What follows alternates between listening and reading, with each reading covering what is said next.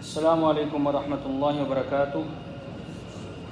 آج کے خطبے کا عنوان رفاہی کاموں کی اہمیت۔ الحمدللہ والصلاۃ والسلام علی رسول اللہ، اما بعد۔ تمام تعریفیں اس اللہ کے لیے ہیں جو عزت اور کبریائی میں اکیلا ہے،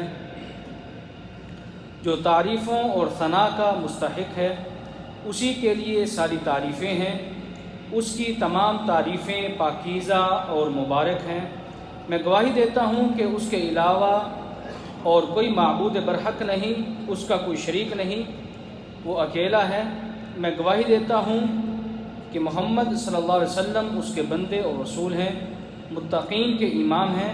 اے اللہ ان پر، ان کی آل پر، تمام متقی صحابہ پر درود و سلام نازل فرما۔ حمد و ثنا کے بعد،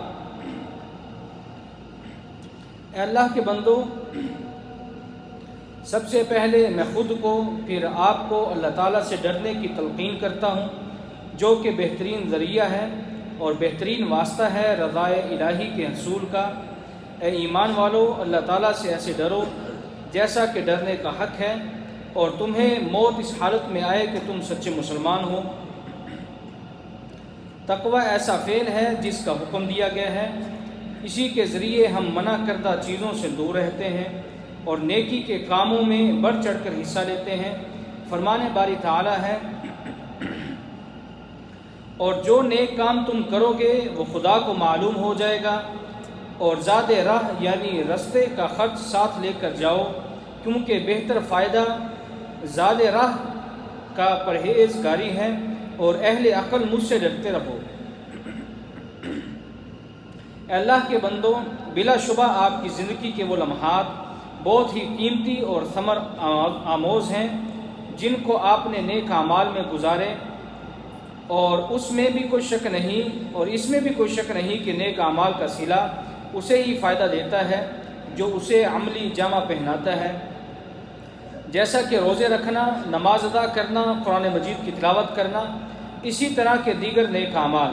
مگر کچھ نیک اعمال ایسے بھی ہوتے ہیں جو متعدی، یعنی ان کا فائدہ دوسروں تک بھی پہنچتا ہے، جیسا کہ لوگوں کی ضرورتوں کو پورا کرنا، ان کی تکلیف کو رفع کرنا، تعلیم سے انہیں جہالت سے نکالنا، بھوکوں کو کھانا کھلانا، پیاسوں کی پیاس کو بجھانا، ان کے غم بانٹنا، ان کے کرم میں شریک ہونا، کسی بھٹکے ہوئے کو حق تک پہنچانا، انہیں خوشی دینا اور انہیں اللہ تعالیٰ کی طرف بلانا۔ بلا شبہ یہ تمام اعمال ایسے ہیں جو کرنے والے کو فائدہ دینے کے ساتھ ساتھ دوسروں کو بھی فائدہ دیتے ہیں، اسی لیے اسے عمل تطوعی یعنی رفاعی کام کہتے ہیں۔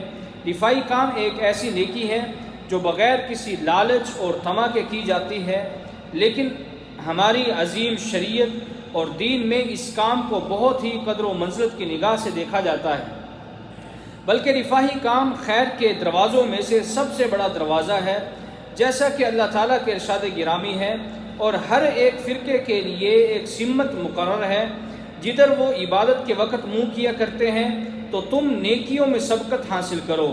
تم جہاں رہو گے اللہ تم سب کو جمع کر لے گا، بے شک خدا ہر چیز پر قادر ہے۔ چنانچہ اس آیت میں اللہ تعالیٰ نے یہ بات وعدے کی ہے کہ جو نیکیوں میں سبقت لیتے ہیں وہ ان لوگوں سے بہتر، افضل اور اعلیٰ درجے پر فائز ہیں جنہیں کتاب دی گئی ہے۔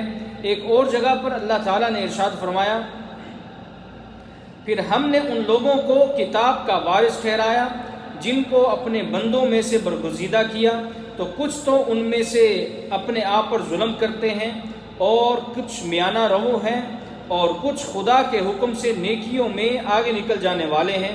یہی فضل کی بات ہے۔ اسی طرح اللہ تعالیٰ نے اپنے بندوں کو احسان کرنے کا حکم دیا ہے۔ فرمان باری تعالیٰ ہے، اور احسان کرو، اللہ تعالیٰ احسان کرنے والوں سے محبت کرتے ہیں۔ اسی طرح لوگوں میں سب سے زیادہ احسان کے حقدار وہ لوگ ہیں جو اس کے قریبی ہیں۔ فرمان باری تعالیٰ ہے، اور خدا ہی کی عبادت کرو اور اس کے ساتھ کسی چیز کو شریک مت بناؤ، اور ماں باپ اور قرابت داروں اور یتیموں اور محتاجوں اور رشتہ دار ہمسایوں اور اجنبی ہمسایوں اور رفقائے پہلو یعنی پاس بیٹھنے والوں اور مسافروں اور جو لوگ تمہارے قبضے میں ہوں سب کے ساتھ احسان کرو کہ اللہ احسان کرنے والوں کو دوست رکھتا ہے اور تکبر کرنے والے بڑائی مارنے والے کو دوست نہیں رکھتا۔ اے اللہ کے بندو، قرآن مجید میں بھی بعض انبیاء علیہ السلام کے رفاہی کاموں کا ذکر موجود ہے، اور یہی واقعات ہمارے لیے بہترین مثالیں ہیں۔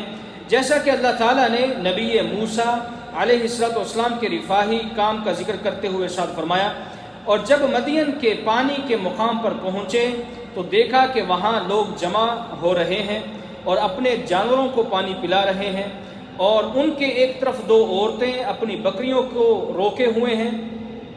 موسیٰ علیہ السلام نے ان سے کہا کہ تمہارا کیا کام ہے؟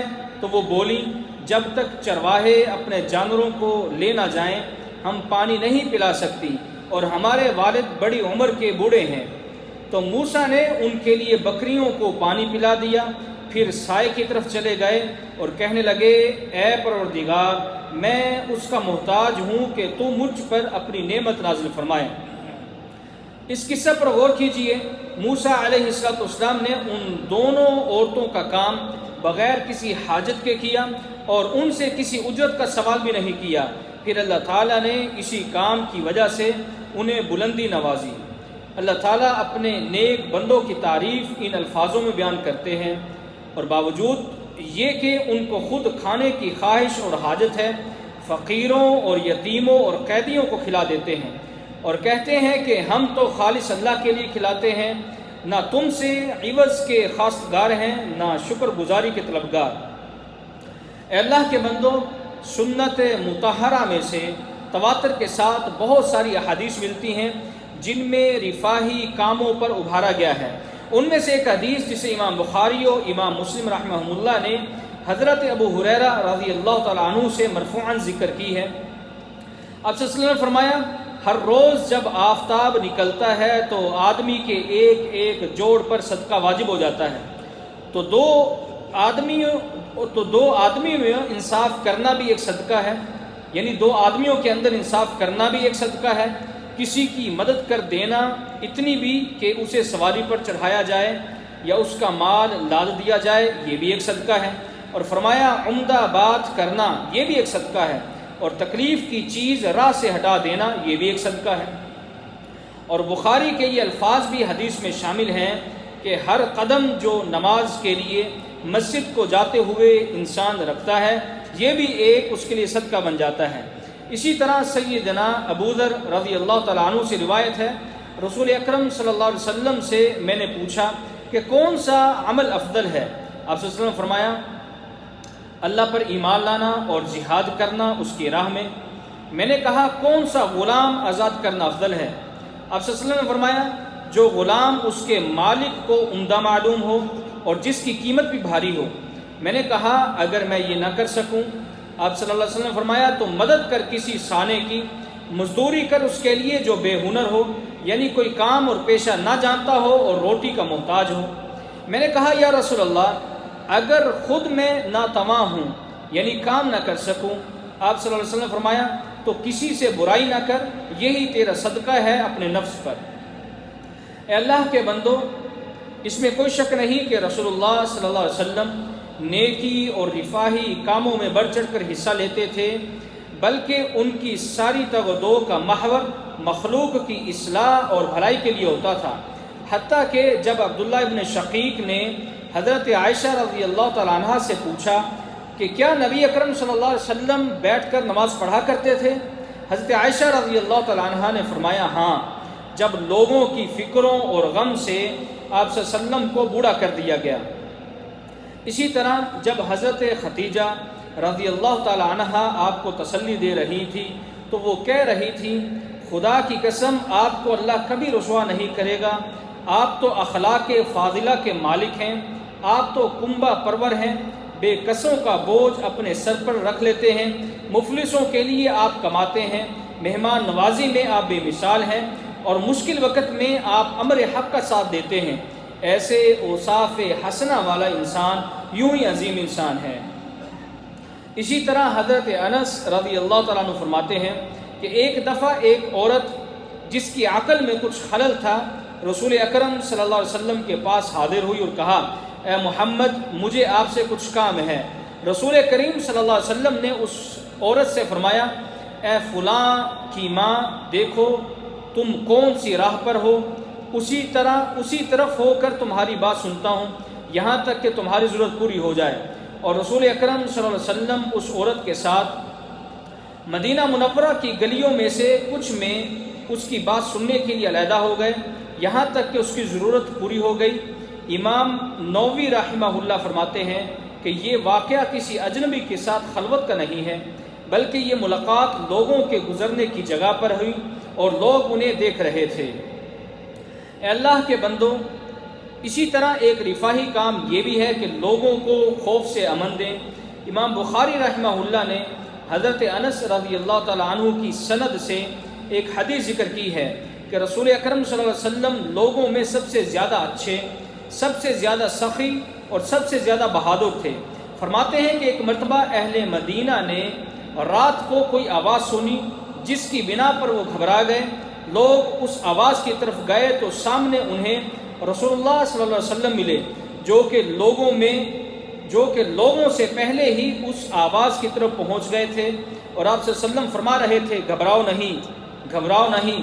اور آپ صلی اللہ علیہ وسلم ابو طلحہ رضی اللہ تعالیٰ عنہ کے گھوڑے کی ننگی پشت پر سوار تھے، اس پہ کوئی زین نہیں تھی۔ آپ صلی اللہ علیہ وسلم کی گردن میں تلوار تھی۔ آپ صلی اللہ علیہ وسلم نے فرمایا میں نے اس گھوڑے کو دریا کی طرح روا پایا ہے۔ اسی طرح اللہ تعالیٰ کے گھروں کی خدمت کرنا بھی نیک اعمال میں سے ہے۔